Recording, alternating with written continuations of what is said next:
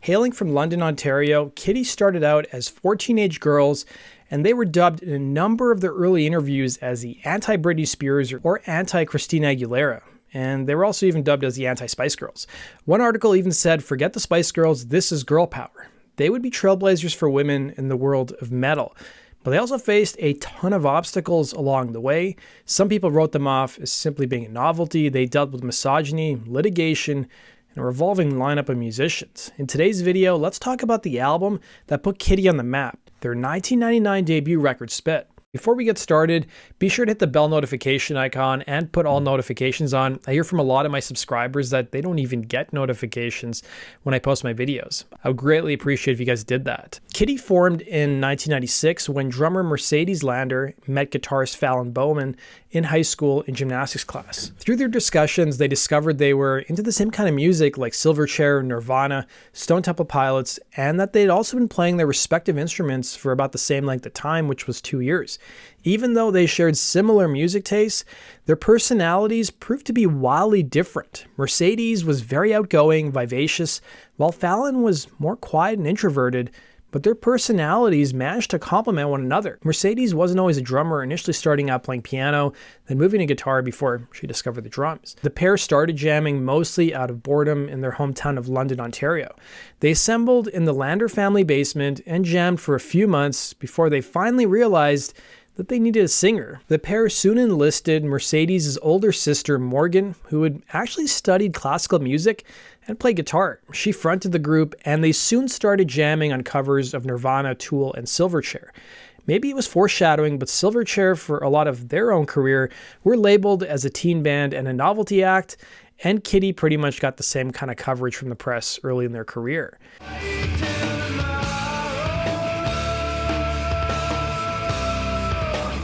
The band's profile in Spin magazine claimed that London, Ontario had the highest millionaires per capita in Canada around the year 2000. The girls, however, weren't fans of their hometown, with Morgan telling the magazine, "It's not a bad place, it's a hole." The girls soon started taking inspiration from groups like Cannibal Corpse and Slayer.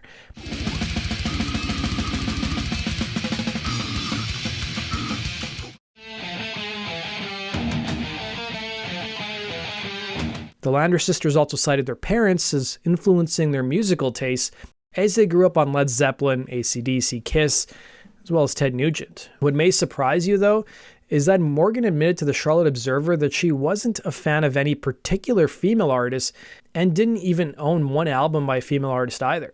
The trio spent the next 2 years jamming and working on their sound before they even played their first live gigs around town.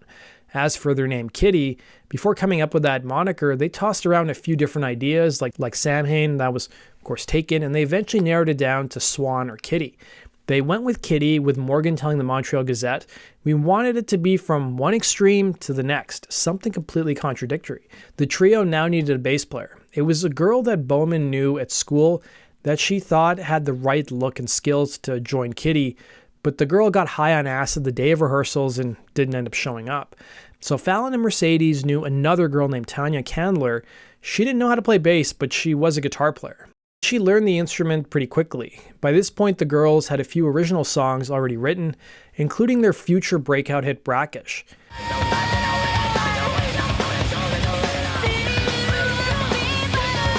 Kittie soon booked their first show, a Battle of the Bands competition at a club named called The Office.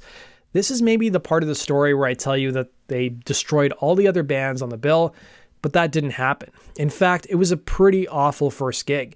Morgan told the Toronto Star, "We lost horribly. We were the last band on at like 1:30 in the morning playing to 10-15 drunk guys." Meanwhile, they played another Battle of the Bands at their own high school, and they were kicked off stage for wearing dog collars, being too loud, vulgar, and they were also told by the high school staff that girls shouldn't play that type of music. The band who followed Kittie at that high school competition was a Limp Bizkit cover band who were warmly received. Kittie soon played other gigs, but they were limited to only playing once or twice a week due to Morgan's guttural growl, which resulted in her straining her voice quite often. The band's members soon started developing their own style, wearing thick trash girl makeup, spiked bracelets, studs, as well as leather. Keep in mind, they were mostly 14 to 17 during this period of time. In 1998, they recorded their self-titled EP, and it was the owner of the studio who was friends with producer Garth Richardson who gave him a copy of that EP. Richardson most famously worked with the likes of Alice Cooper, Rage Against the Machine, as well as the Red Hot Chili Peppers, to name a few. He took an interest in the band and ended up producing their first LP, which we'll talk about in a bit.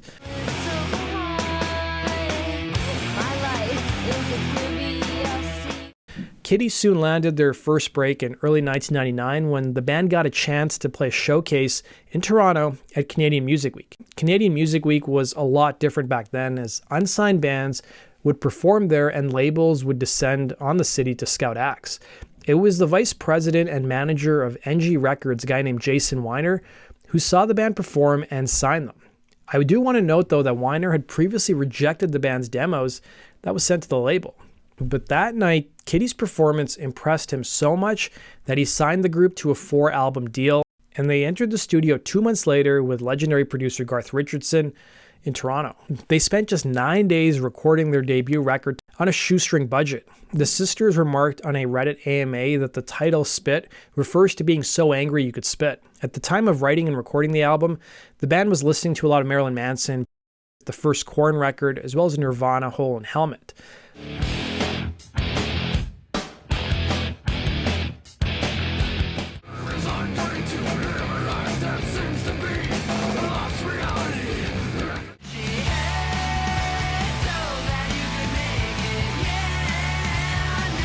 The gravity of the opportunity, though, didn't really hit the members. Morgan told Louder Sound, "We thought this would be a fun summer project. We were going to press 5,000 copies of Spit, and that was going to be it." Since all the members in Kittie were still teenagers during the recording of this album, they were balancing school and the recording process. It wasn't uncommon for them to do homework while they were in the studio.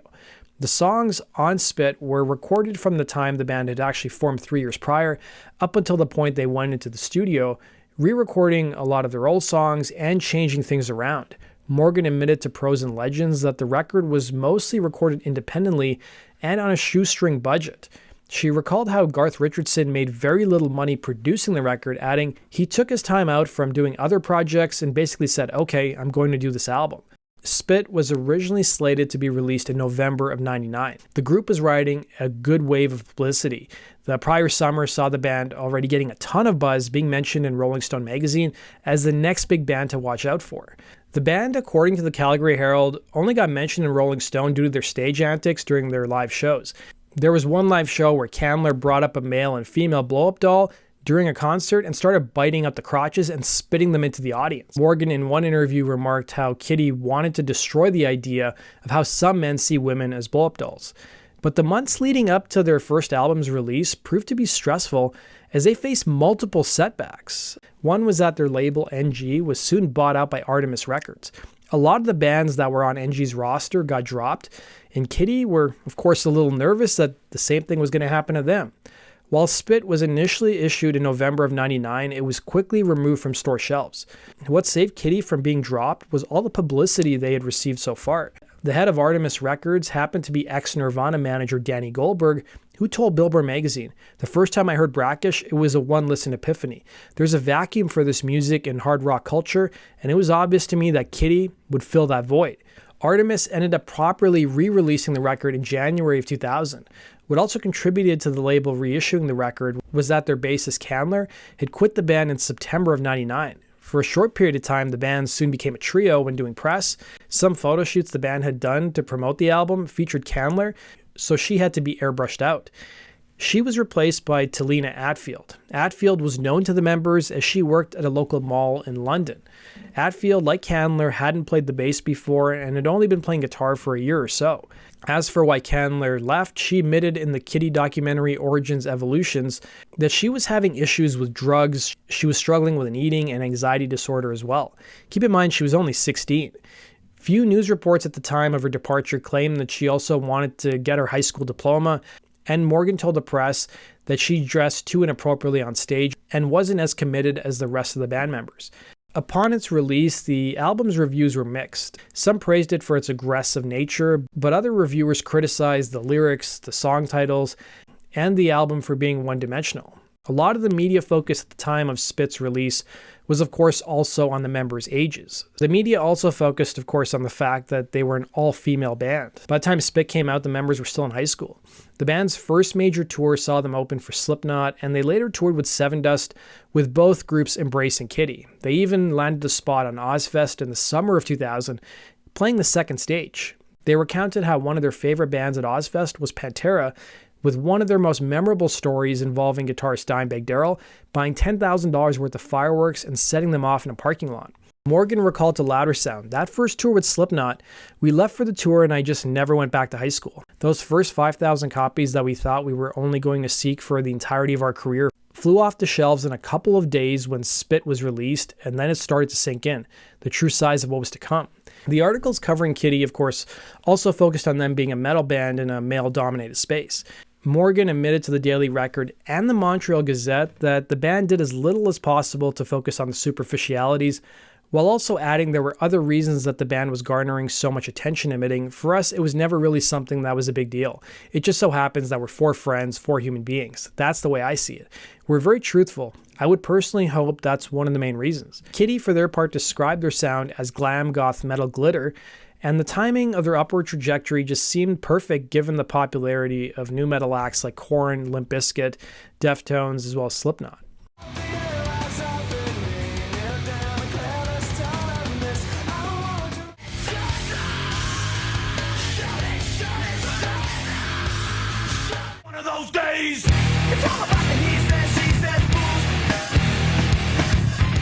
But Morgan also added to Billboard that another reason for their success was due to the fact that some bands were getting soft and people wanted more aggressive and hard-sounding music.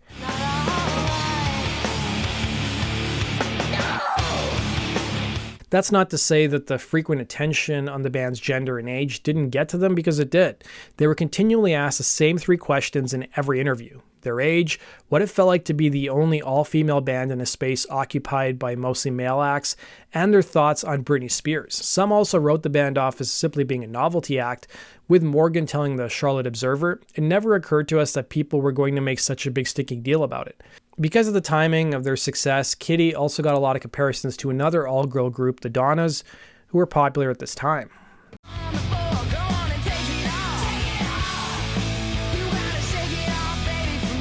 But they brushed off those comparisons, claiming the Donnas were more like the Ramones. Here's an exchange they did with the LA Times in 2000.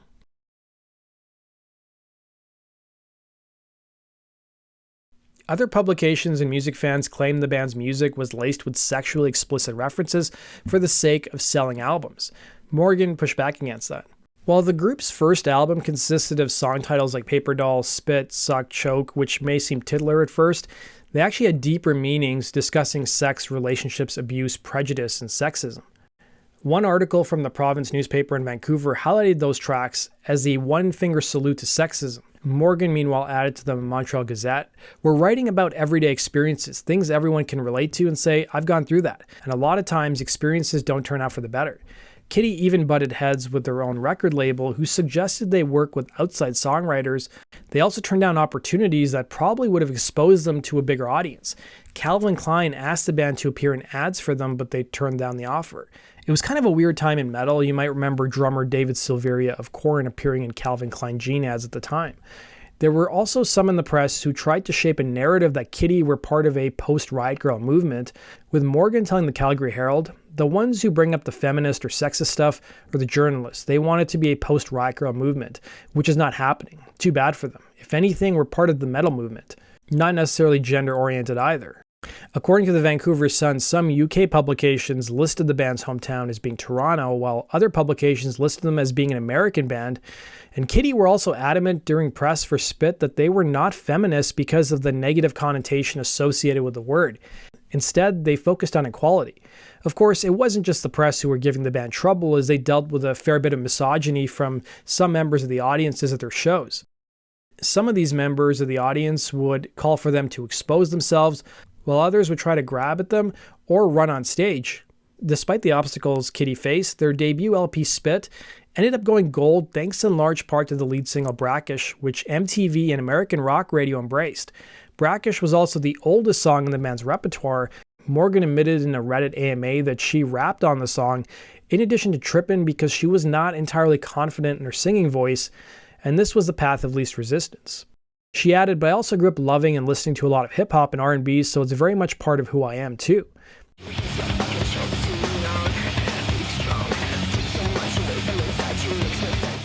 As for what Brackish is about, Morgan admitted it was about a friend in a toxic relationship, adding some of the other songs on the album are about other experiences of just being a woman in a band and going out there in the world and sort of being judged or looked upon differently. She admitted that Brackish was influenced by the group Econoline Crush, with her adding, "I wanted to add a little bit of industrial element to the song because it was so driving. It was more of a studio happy accident than it being written for that style. We had a DJ come in and play us some beats for a case of beer."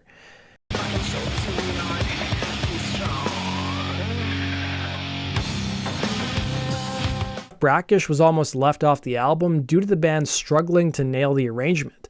The song ended up peaking at number 31 on the US active rock charts and number 45 on the UK charts.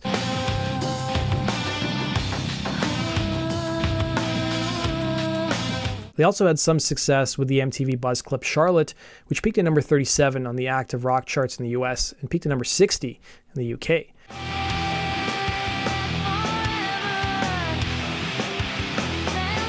The song was inspired by a book about a serial killer that Morgan had read called Rites of Burial. Kittie ended up being the first act on Artemis Records to break through having a gold record.